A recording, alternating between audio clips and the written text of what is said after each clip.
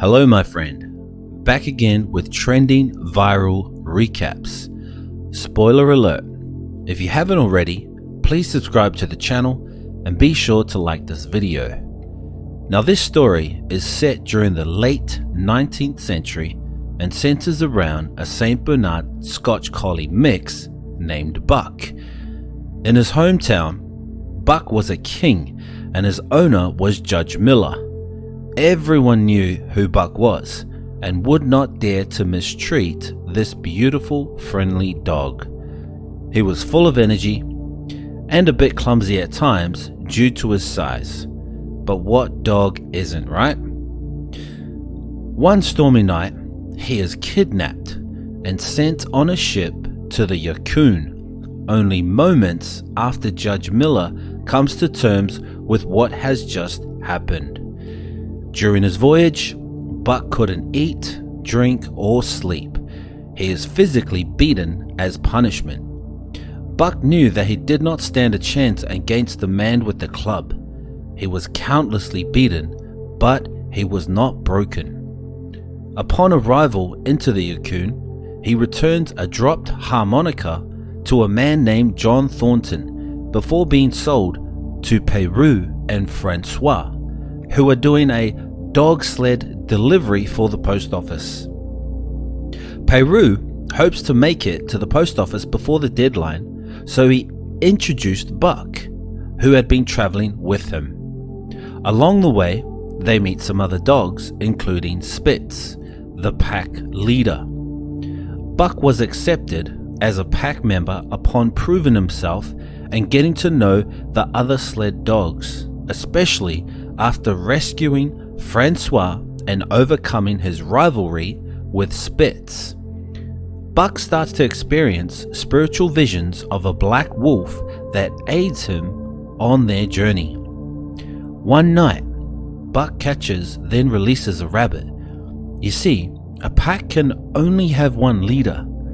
Spitz kills the rabbit before attacking Buck to assert his dominance. The rest of the pack, however, encourage him with their barking and jump up and down until he turns them around and charges with them at the fleeing rabbit. Buck spins, Spitz down, making him cede the pack position.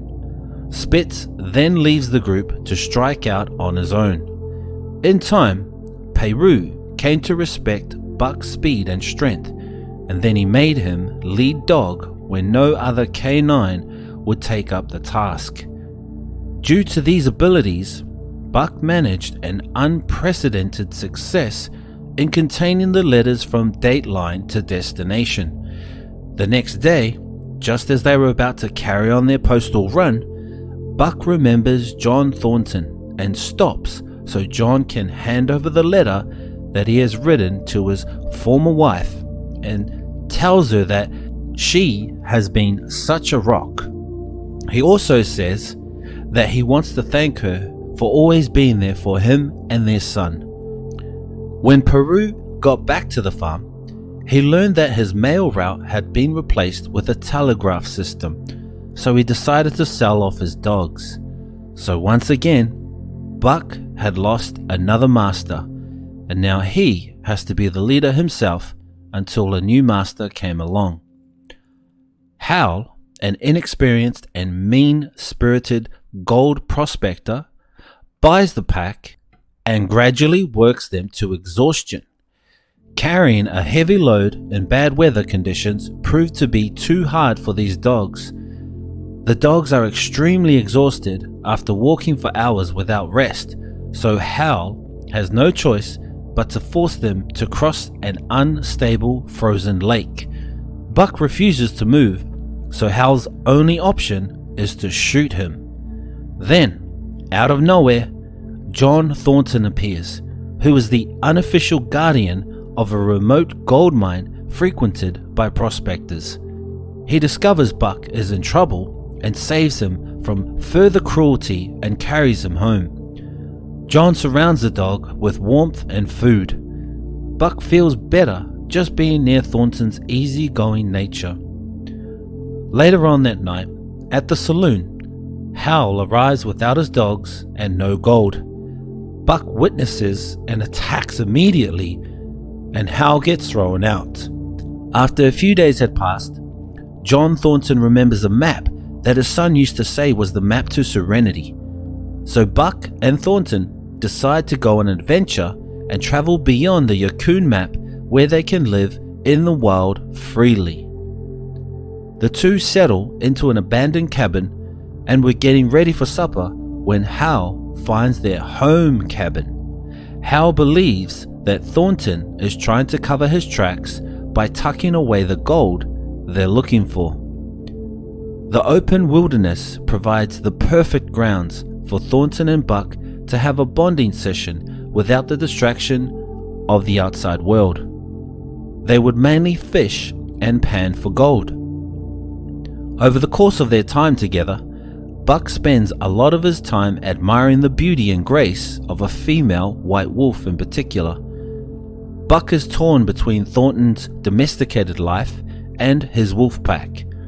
The female belongs to the latter, but Buck chooses to go back and forth, giving into it at times and other times choosing Thornton instead.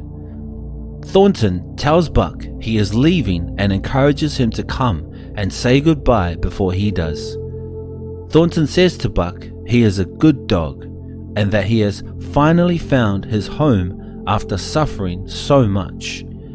Buck heads into the forest and sleeps beside the white wolf, clearly conflicted.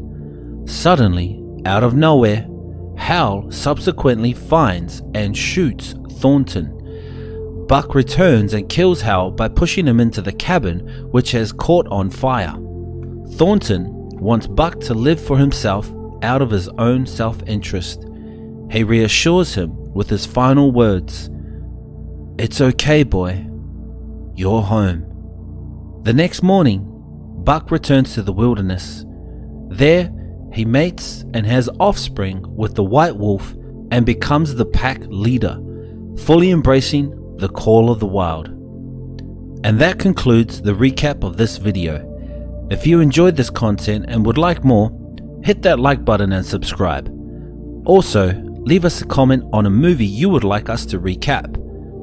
Thanks for watching and have a great day.